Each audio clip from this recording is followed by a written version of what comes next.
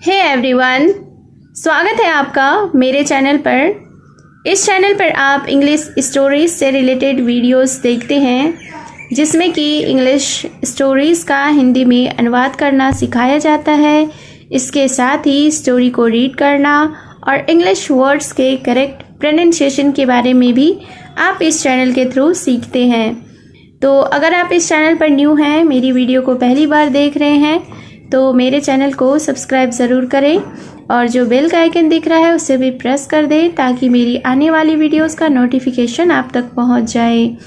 तो आज जो मैं स्टोरी लेकर आई हूं यह एक शॉर्ट मॉरल स्टोरी है। बहुत ही अच्छी कहानी है। इस स्टोरी में आप बहुत सारे न्यू वर्ड्स सीखेंगे हिंदी मीनिंग के साथ। तो वीडियो के एंड तक बने रहिएगा। तो चलिए स्टार्ट करते हैं आज का यह मॉरल स्टोरी। आज के स्टोरी का टाइटल है द राइट आंसर। राइट का अर्थ होता है सही, आंसर यानी कि उत्तर। तो शीर्षक का अर्थ हुआ सही उत्तर। So let's begin the story. A long time ago there was a kingdom. A long time ago यानी लंबे समय पहले। There was a kingdom. Kingdom का अर्थ होता है राज्य, साम्राज्य। तो एक साम्राज्य था, लंबे समय पहले एक साम्राज्य था। The king of that kingdom had a beautiful daughter. King का अर्थ होता है राजा, किंगडम यानी कि साम्राज्य, ब्यूटीफुल यानी कि सुंदर, डॉटर का अर्थ होता है बेटी। तो the king of that kingdom, उस साम्राज्य के राजा की एक सुंदर बेटी थी। He was looking for a suitable bridegroom for his daughter. Looking यानी देख रहा था, was looking यानी देख रहा था, suitable यानी कि योग्य, bridegroom का अर्थ होता है वर। तो इस सेंटेंस को देखते हैं। He was looking for a suitable bridegroom for his daughter यानी कि वह अपनी बेटी के लिए एक योग्य वर देख रहे थे या ढूंढ रहे थे। The king proclaimed, "Whoever in this kingdom answers my question correctly will get to marry the princess." Proclaimed का अर्थ होता है घोषणा की।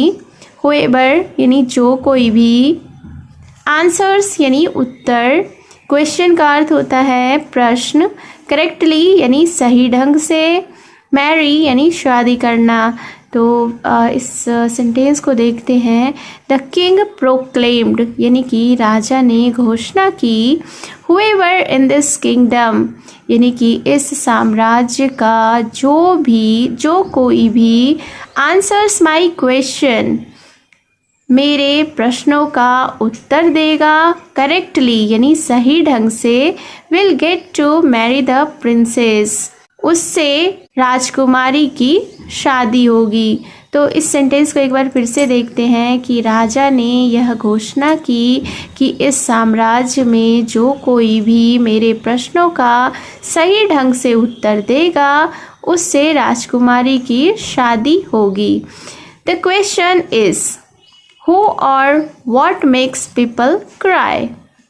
Who का अर्थ होता है कौन, और यानी या, what यानी कि क्या, people का अर्थ होता है लोग। तो इस सेंटेंस को देखते। The question is, अब जो प्रश्न था राजा का वह यह था, who or what makes people cry यानी कि कौन या क्या लोगों को रुलाता है। Now many young men came to answer the question. Now का अर्थ होता है अब, many यानी कई, young men यानी युवा व्यक्ति, came यानी आए, to answer the question यानी कि अब कई युवा व्यक्ति प्रश्नों के उत्तर देने आए। But none of them could give such an answer which could satisfy the king. None of them यानी उनमें से कोई नहीं, but यानी लेकिन, give यानी देना, satisfy का अर्थ होता है संतुष्ट होना या संतुष्ट करना। तो फिर क्या हुआ कि but none of them could give such an answer उनमें से कोई भी ऐसा जवाब, ऐसा उत्तर ना दे सका which could satisfy the king, जिससे कि राजा संतुष्ट हो सके। The king gave up all hope of getting the right answer. Gave up का अर्थ होता है उम्मीद छोड़ना यानी हार मानना, राइट आंसर यानी सही उत्तर। तो the king gave all hope of getting the right answer, यानी कि राजा ने सही उत्तर पाने की सारी उम्मीदें छोड़ दी। होप का अर्थ होता है उम्मीद। Just then a young farmer came to the court. Just then और तभी, अ यंग फार्मर, फार्मर यानी किसान, एक युवा किसान, came to the court, court में आया। कोर्ट यानी दरबार, दरबार में आया।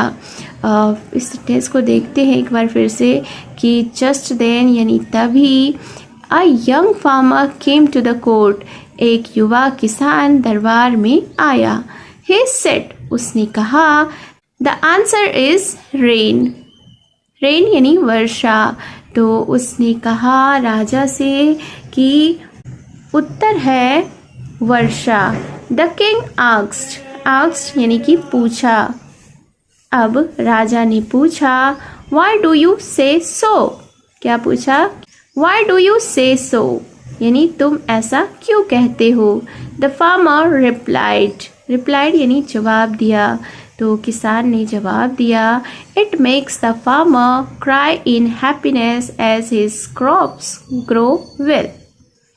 उस किसान ने राजा से जवाब दिया कि यह किसान को खुशी से रोने पर मजबूर कर देता है क्योंकि उसकी फसल अच्छी होती है।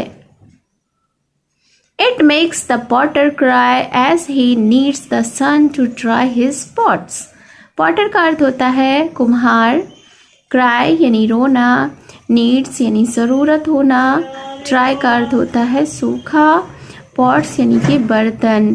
तो आगे उस किसान ने कहा कि it makes the potter cry, यानी कि यह कुम्हार को रुला देता है, as he needs the sun to dry his pots, क्योंकि उसे अपने बर्तन सुखाने के लिए सूरज की ज़रूरत होती है।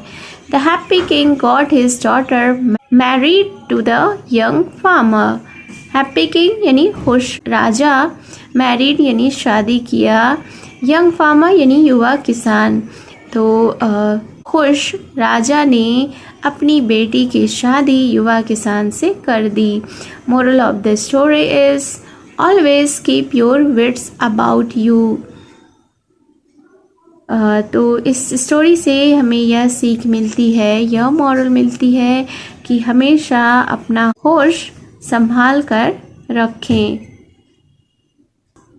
So it was the story. उम्मीद है आपको यह स्टोरी पसंद आई होगी। कमेंट बॉक्स में ज़रूर बताएं कि आपको यह स्टोरी कैसी लगी। और अगर आपने अभी तक मेरे चैनल ट्रेजर वर्ल्ड को सब्सक्राइब नहीं किया है तो जल्दी से सब्सक्राइब कर लें और बेल का आइकन भी हिट कर दें। तो मिलती हूँ मैं फिर से एक न्यू इंटरेस्टिंग मोरल स्टोरी के साथ। Till then take care and bye.